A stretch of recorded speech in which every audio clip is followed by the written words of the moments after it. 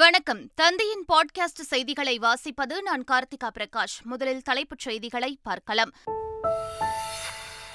எதிர்க்கட்சிகள் இணைந்தால் பாஜகவை வீழ்த்திவிடலாம். 2024க்கு பிறகு மோடி ஆட்சி இருக்காது என்றும் திமுக மகளிர் உரிமை மாநாட்டில் முதலமைச்சர் ஸ்டாலின் உறுதி.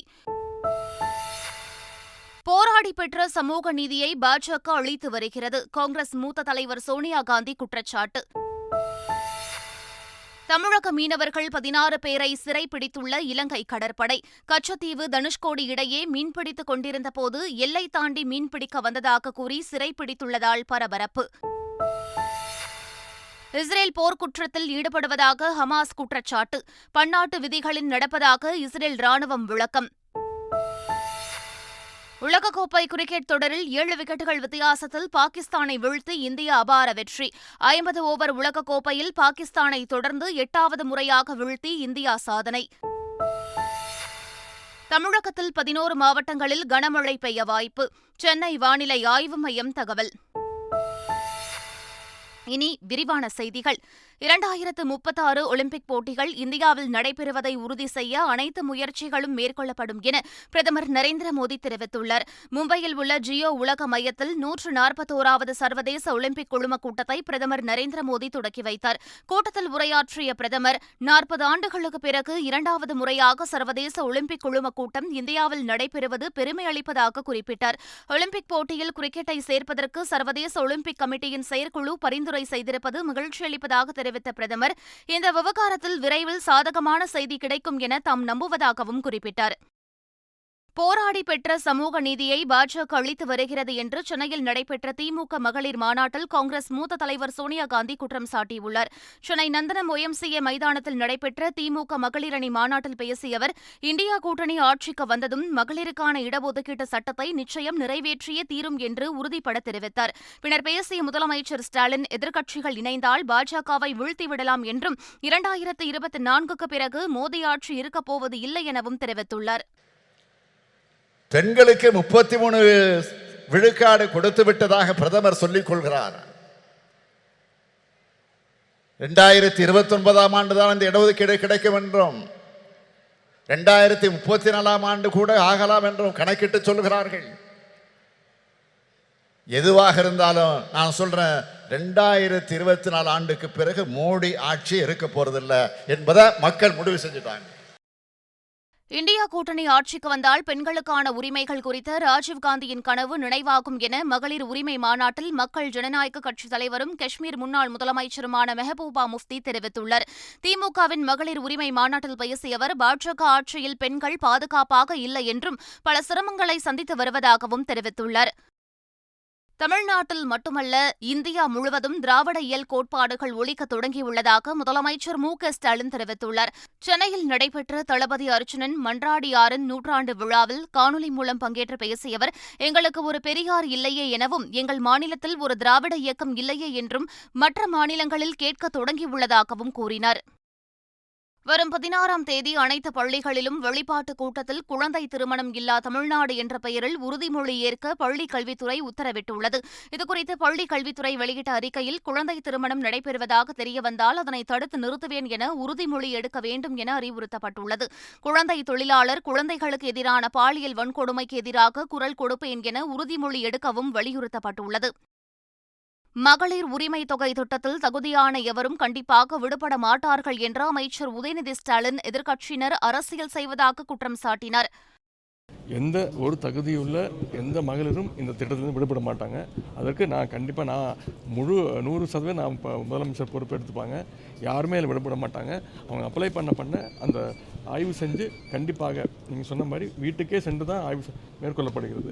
அப்ளை பண்ணவங்க அத்தனை பேருக்கும் அவங்க எல்லாருக்கும் கொடுக்க முடியும். இப்போது ஒரு வீடு வழங்கும் திட்டம்னா இருக்க எல்லாருக்குமே வீடு கொடுக்க முடியும். யார் வீடு இல்லையோ அப்படி தான் நான் கொடுக்க முடியும். இதுக்கெல்லாம் தகுந்த விளக்கங்களை நம்முடைய முதலமைச்சர்கள் சட்டமன்றத்திலேயே கூறியிருக்கிறாங்க, விளக்கியிருக்கிறாங்க. அதனால் இது திருப்பி அவங்க அரசியல் பண்ணுறாங்க. நாங்கள் மக்கள் பணி பண்ணிகிட்டு இருக்கோம். அனைத்து மகளிருக்கும் 1000 ரூபாய் உரிமைத் தொகை வழங்க வலியுறுத்தி விழுப்புரத்தில் வரும் 18ஆம் தேதி தமிழக பாஜக சார்பில் போராட்டம் நடைபெறும் என மாநில தலைவர் அண்ணாமலை அறிவித்துள்ளார். இதன்படி திண்டிவனம், விழுப்புரம், பண்ருட்டி, கங்கைகொண்டான், ஸ்ரீபெரும்புதூர், முடிச்சூர், செய்யூர், திருவள்ளூர், செங்குன்றம் ஆகிய பகுதிகளில் ஆர்ப்பாட்டங்கள் நடைபெறும் என தெரிவிக்கப்பட்டுள்ளது.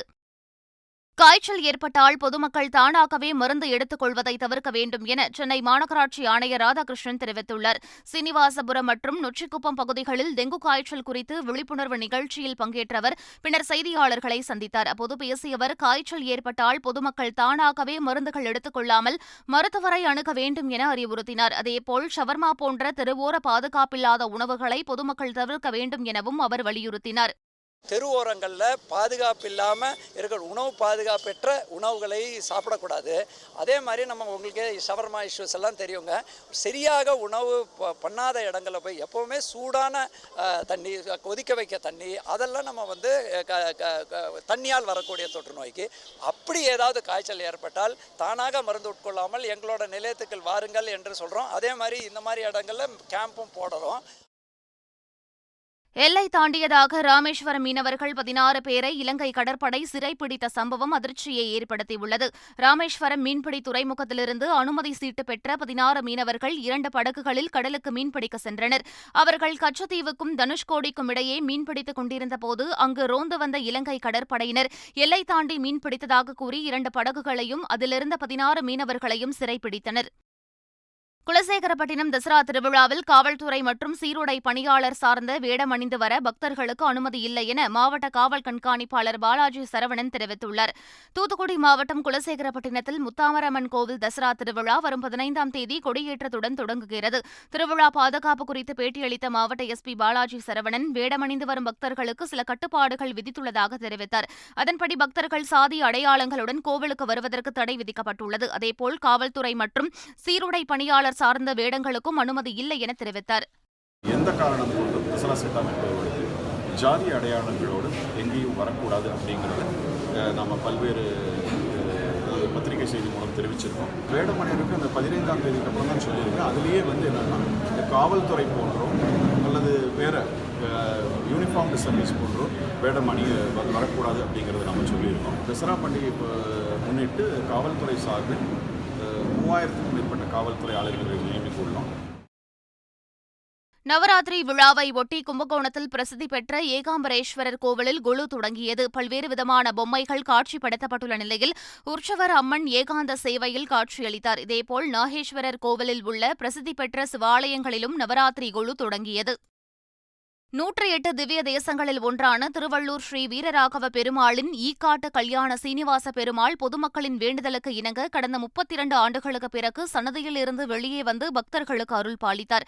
மேலும் 4 மாட வீதிகளிலும் ஊர்வலமாக வந்து பக்தர்களுக்கு அருள் பாலித்த கல்யாண வீரராகவ பெருமாளை 1000க்கும் மேற்பட்ட பக்தர்கள் கண்ணார கண்டு தரிசித்தனர்.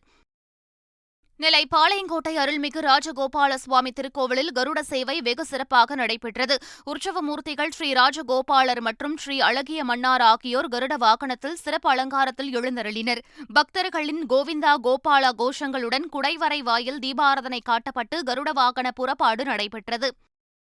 சென்னை உயர்நீதிமன்றத்திற்கு புதிதாக நியமிக்கப்பட்டுள்ள 2 கூடுதல் நீதிபதிகள் வரும் 16ஆம் தேதி பதவியேற்க உள்ளனர்.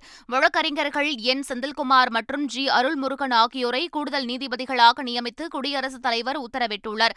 வரும் 16ஆம் தேதி இருவரும் பதவியேற்கும் நிலையில் அவர்களுக்கு சென்னை உயர்நீதிமன்ற தலைமை நீதிபதி கங்கா பூர்வாலா பதவி பிரமாணம் செய்து வைக்கவுள்ளார். புதிய நீதிபதிகளுடன் சேர்த்து சென்னை உயர்நீதிமன்ற நீதிபதிகளின் எண்ணிக்கை 65ஆக உயர்வதுடன் காலியிடங்கள் 10ஆக குறையவுள்ளது.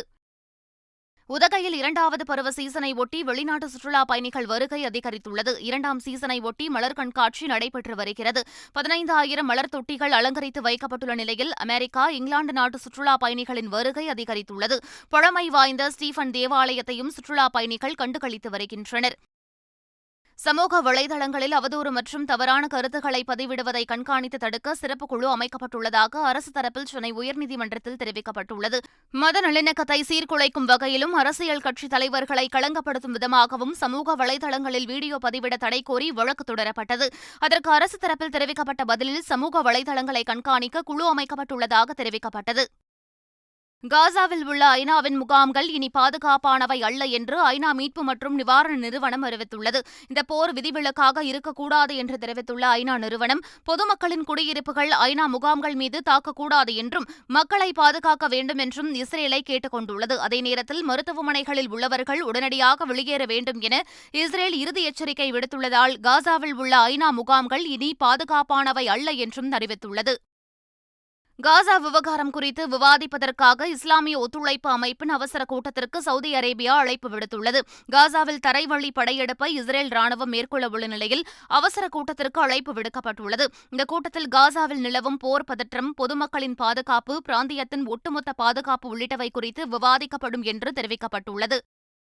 ஹமாஸ் அமைப்பு இஸ்ரேல் இடையேயான போரை நிறுத்த நடவடிக்கை எடுக்குமாறு சீனாவும் அமெரிக்காவும் ஒருவரை ஒருவர் மாறி மாறி வலியுறுத்தியுள்ளன. இஸ்ரேல் காசா மோதலில் அமெரிக்கா பொறுப்பான பங்கை வகிக்க வேண்டும் என்று சீனா வலியுறுத்தியுள்ளது. அதே நேரத்தில் சீன தூதரக அதிகாரியை தொலைபேசி மூலம் தொடர்பு கொண்டு அமெரிக்க வெளியுறவுத்துறை அமைச்சர் ஆண்டனி பிளிங்கன் பேசியுள்ளார். மத்திய கிழக்கு பிராந்தியத்தில் அமைதியை நிலைநாட்ட சீனா தனது செல்வாக்கை பயன்படுத்த வேண்டும் என்றும் வலியுறுத்தியுள்ளார். இஸ்ரேல் போர் குற்றத்தில் ஈடுபட்டு வருவதாக ஹமாஸ் அமைப்பு குற்றம் சாட்டியுள்ளது. வெளியேறி சென்ற பொதுமக்கள் மீது தாக்குதல் நடத்தி போர் விதிகளை இஸ்ரேல் ராணுவம் மீறியிருப்பதாகவும் புகார் தெரிவித்துள்ளது. அதே நேரத்தில் காசா மீதான தாக்குதல் விவகாரத்தில் பன்னாட்டு விதிகளின்படியே இஸ்ரேல் நடப்பதாக இஸ்ரேல் ராணுவம் தெரிவித்துள்ளது. இதனிடையே லெபனானில் இருந்து இஸ்ரேலின் 5 ராணுவ முகாம்கள் மீது ராக்கெட் தாக்குதல் நடத்தப்பட்டுள்ளது. இந்த தாக்குதலுக்கு லெபனானில் செயல்பட்டு வரும் ஹிஸ்புல்லா அமைப்பு பொறுப்பேற்றுள்ளது. ஏற்கனவே உரிய நேரத்தில் ஹமாஸ் அமைப்புடன் இணைந்து போரில் பங்கேற்கும் என ஹிஸ்புல்லா அறிவித்திருந்தது குறிப்பிடத்தக்கது. பாதிக்கப்பட்ட காசா மக்களுக்கு உதவும் வகையில் மருத்துவப் பொருட்கள் தொகுப்பு அடங்கிய விமானம் எகிப்தின் அல் அரிஷ் நகரில் தரையிறங்கியுள்ளதாக உலக சுகாதார அமைப்பின் தலைவர் டெட்ரோஸ் அதானம் தெரிவித்துள்ளார். காசாவுடனான எல்லையில் அமைந்துள்ள ரஃபா கிராசிங் பகுதிக்கு மருத்துவப் பொருட்கள் வந்தடைந்த நிலையில் பாதுகாப்பு வழித்தடங்கள் திறக்கப்பட்டவுடன் பொருட்கள் அனைத்தும் பாலஸ்தீன மக்களுக்கு உதவும் வகையில் அனுப்பப்படும் என அவர் குறிப்பிட்டுள்ளார். இஸ்ரேல் பாலஸ்தீன போரால் பாதிக்கப்பட்ட தமிழர்களை அழைத்து வர துரித நடவடிக்கை எடுக்கப்பட்டு வருவதாக சிறுபான்மையினர் மற்றும் வெளிநாடு வாழ் தமிழர் நலத்துறை அமைச்சர் செஞ்சி மஸ்தான் தெரிவித்துள்ளார். சென்னையில் செய்தியாளர்களை சந்தித்த அவர் இதுவரை 49 பேர் தமிழகம் வந்துள்ள நிலையில் இன்று 32 பேர் வருவார்கள் எனவும் கூறினார். உலகக்கோப்பை கிரிக்கெட் தொடரின் 12வது போட்டியில் 7 விக்கெட் வித்தியாசத்தில் வெற்றி பெற்று பாகிஸ்தானை இந்தியா மீண்டும் பந்தாடியுள்ளது. அகமதாபாத் நரேந்திர மோடி மைதானத்தில் நடைபெற்ற இந்த போட்டியில் டாஸ் வென்ற இந்திய அணியின் கேப்டன் ரோஹித் சர்மா பவுலிங்கை தேர்வு செய்தார்.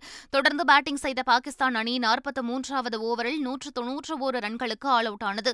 பின்னர் 192 ரன்கள் என்ற எளிய இலக்கை நோக்கி ஆடிய இந்திய அணி 30.3 ஓவர்களில் 3 விக்கெட் இழப்பிற்கு இலக்கை எட்டி 7 விக்கெட்டுகள் வித்தியாசத்தில் அபார வெற்றி பெற்றது. உலகக்கோப்பை வரலாற்றில் தொடர்ச்சியாக 8 போட்டிகளில் பாகிஸ்தானை இந்தியா வீழ்த்தி வரலாற்றை தக்க வைத்துள்ளது. உலகக்கோப்பை கிரிக்கெட் தொடரில் பாகிஸ்தானை வீழ்த்திய இந்திய அணிக்கு பிரதமர் நரேந்திர மோடி வாழ்த்து தெரிவித்தார். இது தொடர்பாக எக்ஸ் தளத்தில் பதிவிட்டுள்ள அவர், அனைத்து துறைகளிலும் சிறப்பாக செயல்பட்டு மகத்தான வெற்றியை இந்தியா வசப்படுத்தியுள்ளதாகவும் எதிர்வரும் போட்டிகளிலும் சிறப்பாக செயல்பட இந்திய அணிக்கு வாழ்த்துக்களை தெரிவித்துக் கொள்வதாகவும் குறிப்பிட்டுள்ளார்.